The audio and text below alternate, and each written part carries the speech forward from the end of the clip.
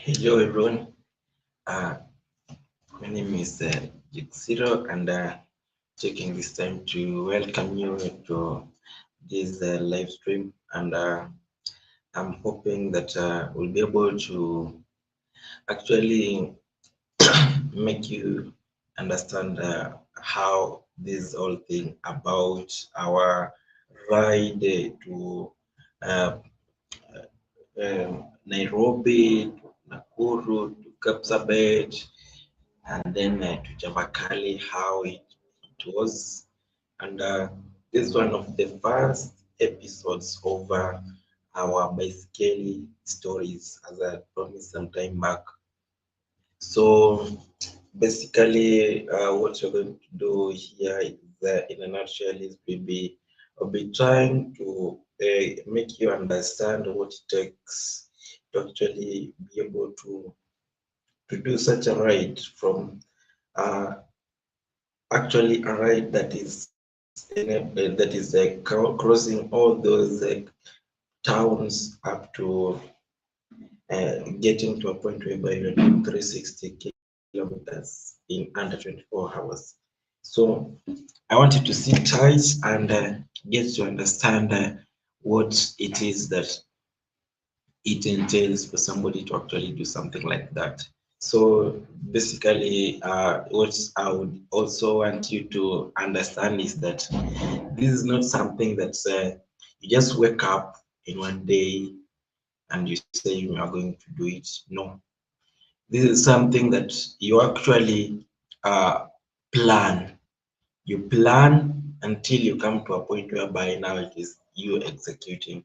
So and if you want to do a small notes, then you can do it. But before I go very far, um, let me take my cup of uji as I was doing even before I started this, and then get the energy to proceed.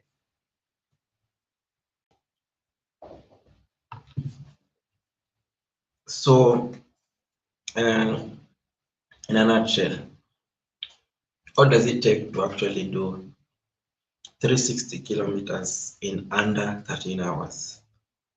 Number one thing I already said is planning, and then another thing that comes into place is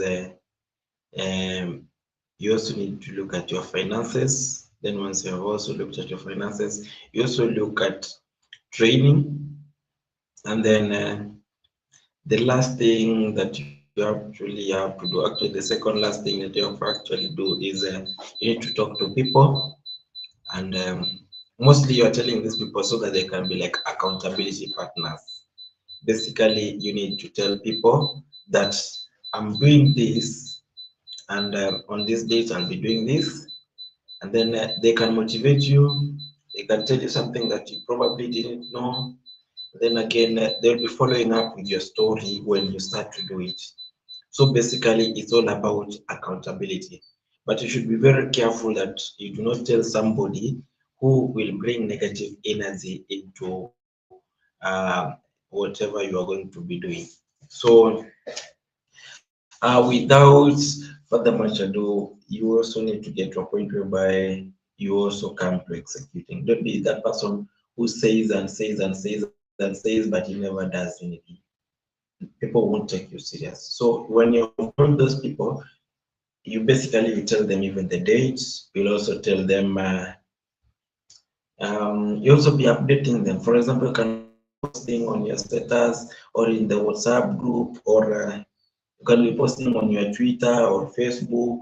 Yeah, and if things go well, you can even find people who will actually give you some support in form of cash, or even people will even follow up with you even on the road. They can even meet you, stop, and give you something. So it's not just about uh, entertaining people. So when we heard that Jasper had passed on in an untimely death, as Wafini, one thing that came into our mind was actually, of course, we will fundraise. And then another thing, because he was Amphini or he was cyclist, we are going to actually ride our bicycles. So if you are going to ride our bicycles, then definitely we need to be prepared. So one thing, to ride a bicycle that distance is one thing. To prepare is also another thing. Some people prepare and they never get ready. So one thing was to get a good bike, or the one that I had to make sure that it is well serviced and it is in good order. So whether I was using mine or a borrowed one, I needed to make sure that it was well serviced and I had ridden it to ensure that it was actually in good shape. So that's one thing that I actually did. Then, of course, talking to a few people here and there, getting to know exactly where we are going, or the people who actually know the place, because myself had never been there. Then going to commute and trying to plot, making sure that we plot so that we can get the elevation and then the distance. Because now, knowing the elevation and the distance will help your mind to be prepared, so that you do not just be there for the sake of doing it, but you actually know what is taking you there, what you're expecting when you go there. It's very important. So I had actually to do that. Then another thing, of course, getting people who are going there. And then now I'll skip the part whereby we came up with three groups. Number one group, we call it the red team. The red team, they were riding in one day, that is under 24 hours, but because the funeral was on Saturday, so they wanted to ride on Thursday, so that on Friday they'll be able to go to the morgue and escort the funeral procession. Then number two group, it was the blue group. They were to ride in 2 days, Thursday and Friday. These were the, if you had an MTB, these were the best group that you could join. These people, they were going to sleep at Mao Summit. They were led none other than Graf. The first group, they were led by Nelson Ataka. There was in Seda, and then the third group, which I was in, these were now like the chasers, the green group, and I was the captain. And here I had my very good friend Sultan, whom you can see in the thumbnail. So we want to ride it under 24 hours on the last day, that was Friday. So had we managed to do a very good speed, probably would have gotten there in good time to actually escort the funeral procession. But it was fine. So in these two groups that were riding in under 24 hours, they had to start at midnight, because 360 kilometers is not a very small distance, and you can't ride it from 4 a.m. or 5 a.m. You will still make it past darkness, and we didn't get to go to the place and get there past darkness. So that's why. But I'll not speak so much about the Nelson and Seda group that left on Thursday at midnight. I'm told they slept at Kisumu. Somehow they deviated from the path that we had actually plotted. It was Nairobi, Nakuru, Kapsabet, and then we go up to Chavakali. So it was fine. We left it like that, and for us, we wanted to consider ourselves and see how we could actually do it. And in my group, I had 5 people. The two of them were on MTBs and they joined us. They actually informed me later. That was on Friday, on Thursday. That's when I got to learn. There was Dan Amwoma, then there was Sam Woma. They were MTB strongholds. And then the road bike guys, it was me, Sultan, and Chalo. So we had to give the MTB guys some a bit of head start, and then we started later. But myself, I did have problems with my bike. I got a puncture just here at Westlands, and I fixed it, and we proceeded. So as we progress towards Wayaki, where this is all climbing until you get to Kamandura. Kamandura is the place where there is the junction that goes to Mayo, and you proceed. Then this other one that proceeds towards Limuru to fly over. So as I was approaching there, my bike started to have a problem. I was struggling, and it was unusual as much as there were headwinds. So I told my guys, can we stop and check? So we stopped to check, and we actually were surprised to find that the arm of the crank, it was misbehaving, and we fixed it, and then we continued. It was like something was trying to come off, so we tightened it.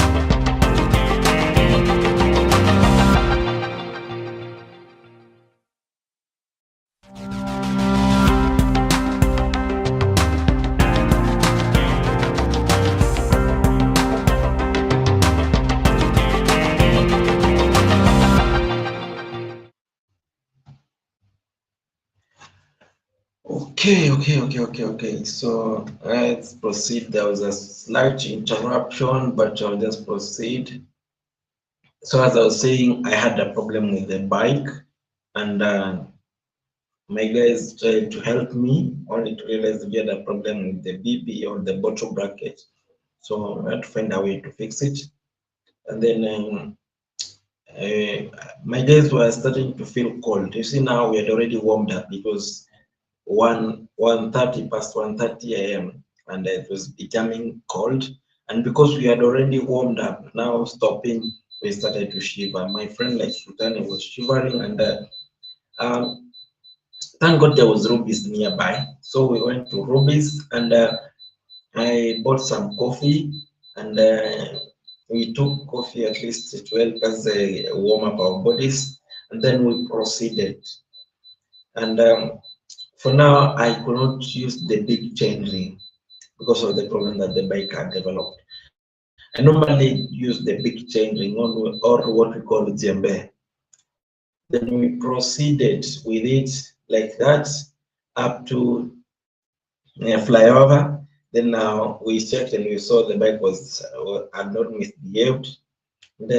We now I told my guys, let me now put it to be on the big chain ring or djembe. Then we started to descend towards Kinungi as we proceeded to Naivasha. So the biggest challenge in Kinungi, many people think it is tough because of climbing, but even dropping is also tough because now there are crosswinds, and it's also cold.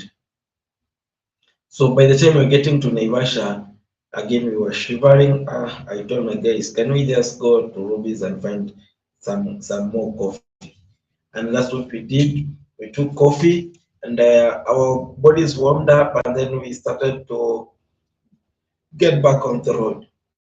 The MTB guys, we had not caught up with them because of the problems that we had. So you can imagine, we chased them until after Kikopey, past Gilgil, until after Kikopey.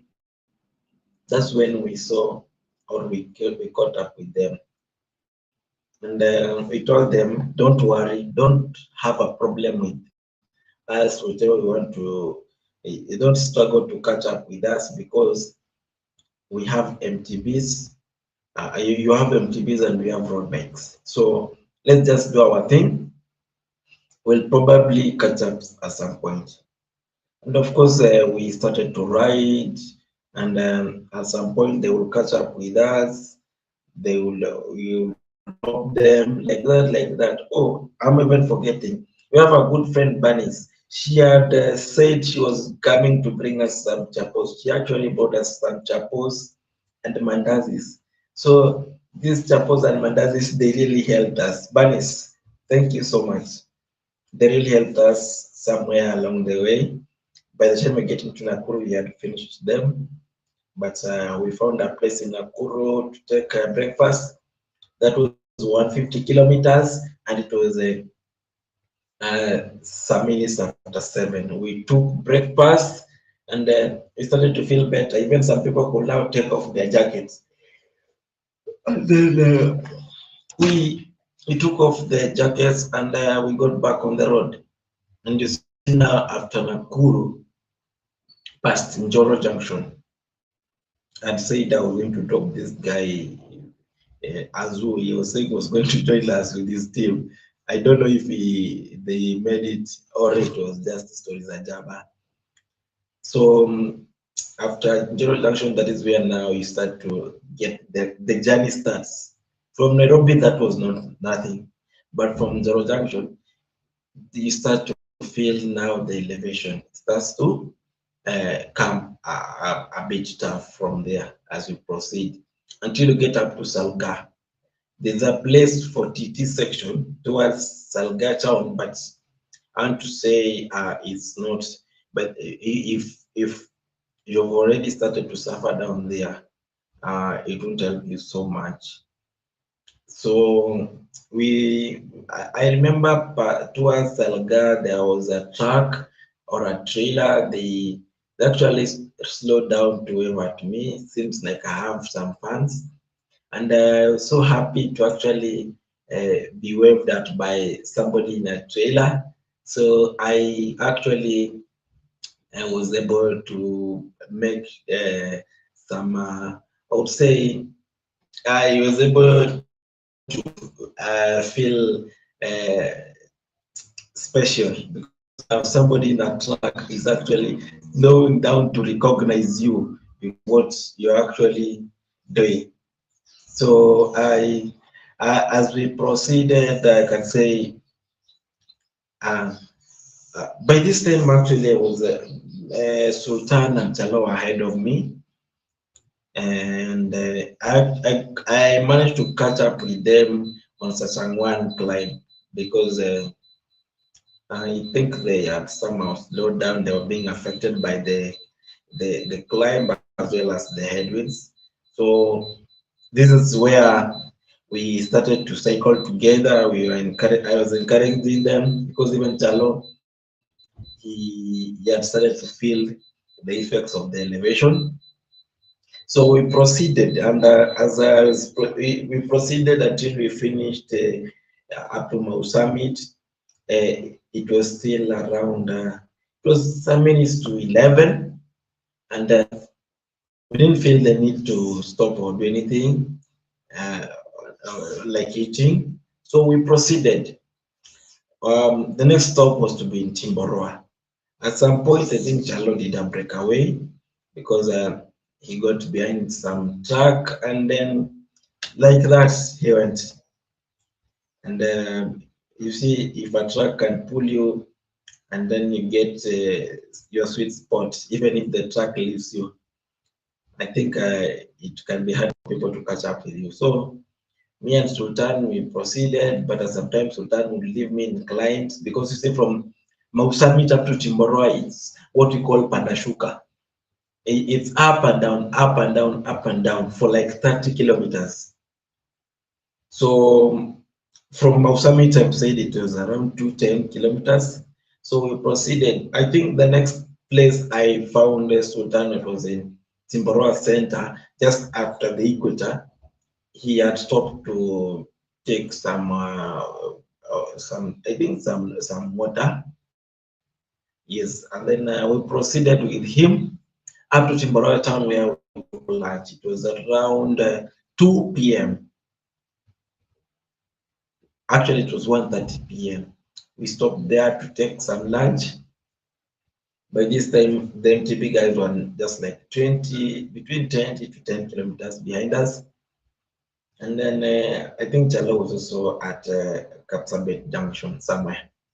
So from this point, we proceeded together because it was now colder, but again, there was a bit of headwinds. I remember having some problem just before Kapsabet Junction with the bike again. I fixed the problem. It was a mechanical and not a puncture with the crank and the derailleur. They had moved, so I fixed them. See, now this was not my bike. I had borrowed it. I didn't expect it would have those problems. But I pray to God that it doesn't have any other problems. Then we got past Kapsabet Junction, and then we started from Kapsabet Junction. It was around 260 kilometers, and then we are remaining with around 20 kilometers. So we have to do